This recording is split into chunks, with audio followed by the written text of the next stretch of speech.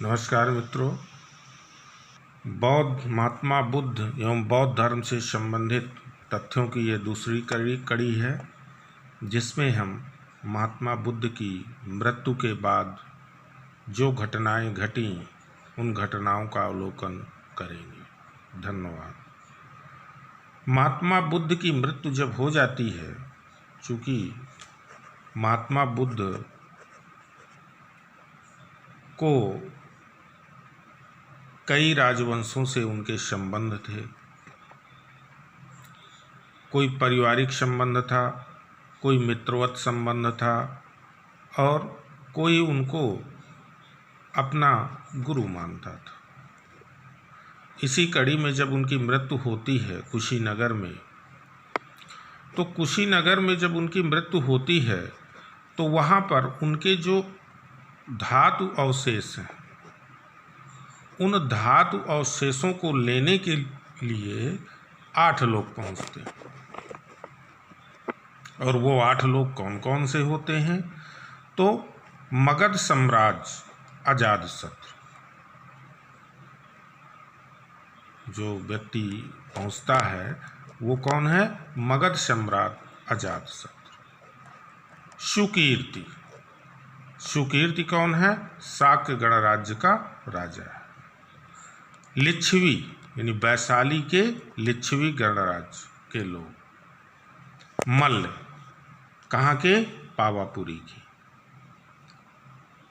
बेवद्वीप के ब्राह्मण, रामग्राम के कोलिया और पिपली वन के मोरिया और अलकंप के बुली, ये 8 लोग क्या करते हैं?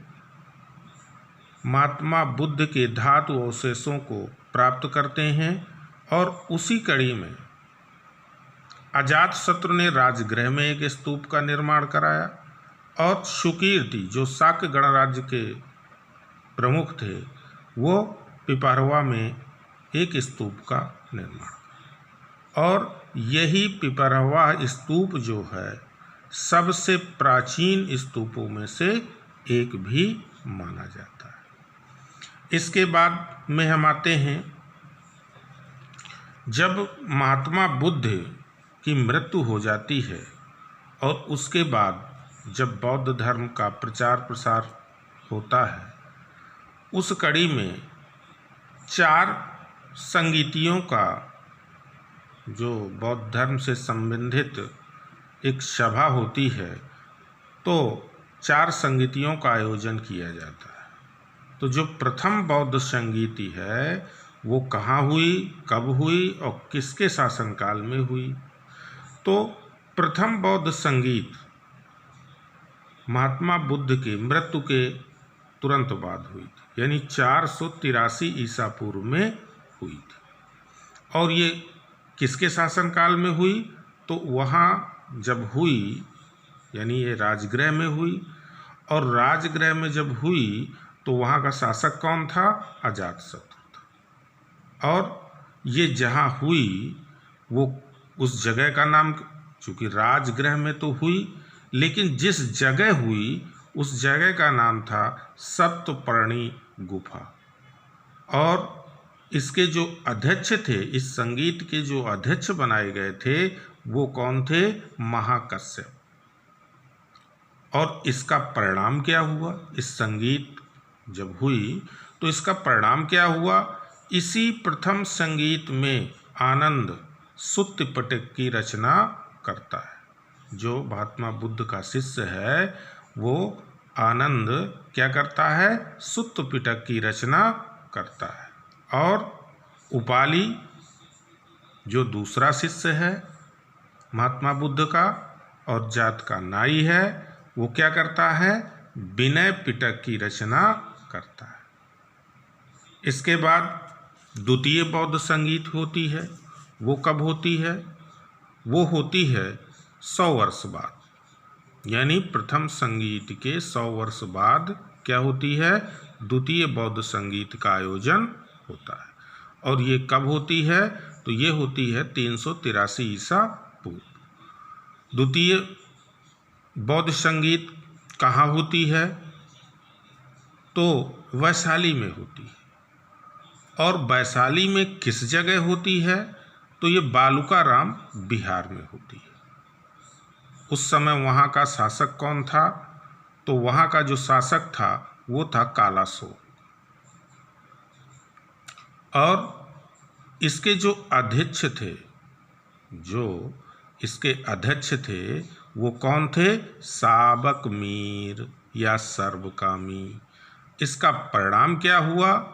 इसका परिणाम ये हुआ कि बौद्ध धर्म दो भागों में विभाजित हो गया। पहला विभाजन कौन है? पहला विभाजन जो हुआ वो स्थिर या थेरवादी, और दूसरा जो विभाजन हुआ वो क्या था? महासंघिक। स्थिरवाद या थेरवादी के जो मानने वाले थे वो कौन थे? प्रमुख वो थे महाकात्यायन। और इनका जो स्थान था जहाँ से इन्होंने बौद्ध धर्म का प्रचार किया वो था उज्जैन। और ये क्या करते थे? बुद्ध की मूल शिक्षाओं को मानते थे। जो शिक्षाएं बौद्ध धर्म में बुद्ध ने स्वयं बताई थी उन्हीं शिक्षाओं को ये मानते थे। और जो सर्वा विस्तारवादी थे या महासंघिक थे, उसके जो प्रमुख थे वो कौन थे? महाकश्यप। और इनका स्थान कहाँ था? वैशाली था। यानी महासंघिक को हम कई नामों से जानते हैं। सर्व विस्तारवादी, पार्श्ववर्ग हितवादी और महासंघिक, इतने नामों से जानते हैं। इसके बाद जो तृतीय बौद्ध संगीति है उसका आयोजन होता है 247 ईसा पूर्व में। और ये कहाँ होता है? ये कहाँ पे संपन्न होती है? तो ये अशोकाराम विहार पाटलिपुत्र में, यानी अशोकाराम जो विहार होता है पाटलिपुत्र में, उसी जगह ये क्या होती है? संपन्न होती है। और इसके अध्यक्ष कौन होते हैं? मोगलीपुत्र तिस्य। जो इसके अध्यक्ष बनाए जाते हैं वो कौन होते हैं? मोगलीपुत्र तिस्य। और उस समय शासक मौर्य वंश के अशोक होते। इसी संगीत में अभिधम्म पिटक का संकलन किया जाता है। इसके बाद आते हैं हम चौथी संगीत। तो चतुर्थ संगीत का, बौद्ध संगीत का आयोजन जो किया गया वो प्रथम शताब्दी ईस्वी में किया गया। और इसके जिस समय ये किया गया उस समय शासन था कनिष्क का, यानी कनिष्क के शासनकाल में चौथी बौद्ध संगीत का आयोजन हुआ। और ये कहाँ पे संपन्न हुई? तो ये हुई कुंडलवन, कश्मीर। और इसके जो अध्यक्ष थे वो थे वसुमित्र। और इसी प्रथम ऐसी संगीति है जिसमें एक उपाध्यक्ष भी चुना गया था। और उपाध्यक्ष कौन थे? अश्वघोष थे। इसका परिणाम क्या हुआ? ये दो भागों में फिर विभाजित हो गए, यानी हीनयान और महायान। वही थेरवादी क्या कहलाए? हीनयान। और महासंघिक जो है महायान के रूप में जाने गए।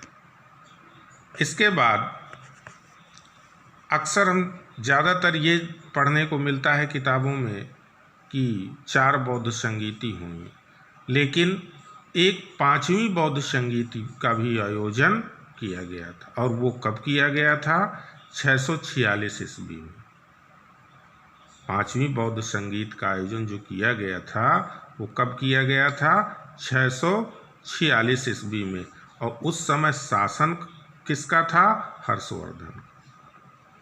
और जहाँ पर ये बौद्ध संगीत का आयोजन किया गया था वह स्थान था कन्नौज। और इस संगीत के अध्यक्ष के रूप में कौन अध्यक्ष किसे बनाया गया था? तो इस संगीत का अध्यक्ष था हुएंग इस हुएंग के अध्यक्ष बनने की एक बड़ी रोचक घटना है। जब हुएंग को अध्यक्ष बनाया गया बौद्ध संगीत में, तो कुछ लोग नाराज हो गए और इसी बौद्ध संगीत में क्या हुआ कि उन्होंने आग लगा दी। तो जहाँ पर बौद्ध संगीत को होना था वो जल के राख हो गए, जिससे हर्षवर्धन क्रोधित होकर बहुत सारे लोगों को अपने राज्य से बाहर खदेड़ देता है। अब इसके बाद हम बौद्ध धर्म के दार्शनिक सिद्धांत कौन कौन से हैं, बौद्ध धर्म में क्या विचार हैं, उन सब की चर्चा दूसरे वीडियो में करेंगे। और आपसे एक विनम्र अनुरोध है कि चैनल को ज़्यादा से ज़्यादा सब्सक्राइब करिए, चैनल को लाइक करिए और वीडियो में कमेंट ज़रूर करिए, जिससे हमें आपके विषय में आप क्या चाहते हो ये जानकारी प्राप्त हो सके। धन्यवाद।